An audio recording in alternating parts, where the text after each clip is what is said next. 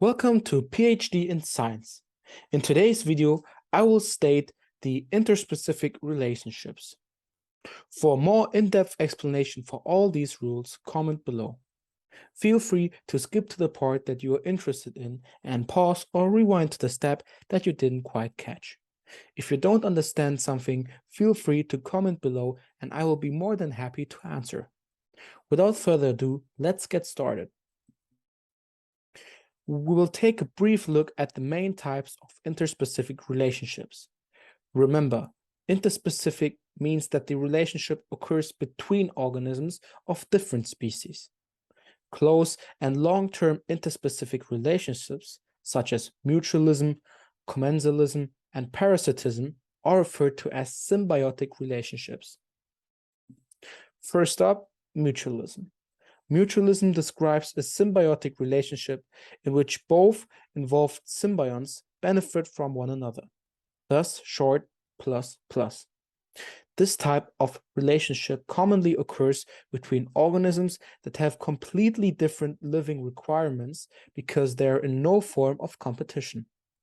An example is the interaction between reef-building corals and the unicellular algae zooxanthellae. The zooxanthellae receive the metabolic waste product carbon dioxide from the coral they inhabit and utilize it for photosynthesis. In turn, the zooxanthellae provide the oxygen and glucose produced by photosynthesis to the coral. The next interspecific relationship is called commensalism, and shortened plus and zero. As you can think, one symbiont benefits while the other is unaffected. A simple example is a mite using an insect for transport. While the mite benefits from the service, the insect is unaffected. Parasitism.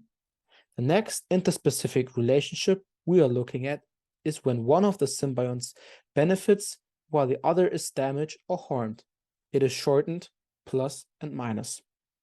A good example is the relationship between head lice and humans.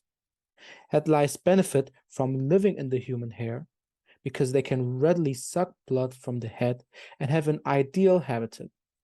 In contrast, humans are harmed, demonstrated by the symptoms of affected individuals, such as, for example, itching due to the bites, irritability, and difficulty sleeping. Amensalism. Amensalism is a rather rare interspecific relationship in which one species is harmed or damaged, while the other remains unaffected, hence short, minus, and zero.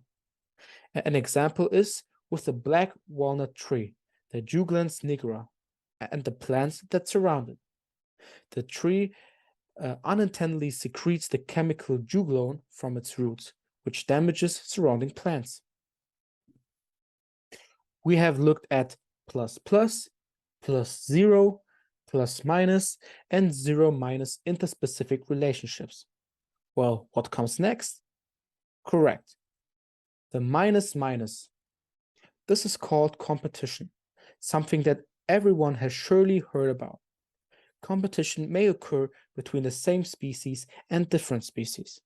However, when talking about interspecific relationships, we refer to the competition that takes place between organisms of different species.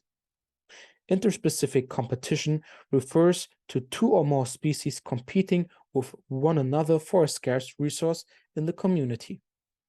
Organisms often compete for food, water, or territory. Competition is negative for all involved organisms because they decrease the fitness of each other and reduce the amount of available resource to the others. A decent example is the competition between corals and other marine plants, as well as fishes. The corals compete with the fishes for scarce nutrients, such as calcium ions, and with other marine autotrophs, such as marine plants, for sunlight. Well, we have just looked at 5 major types of interspecific relationships, which are summarized again in this diagram. Well, that was it for today's video, and I hope you have learned something new and would appreciate if you can use these videos to support your unique learning path.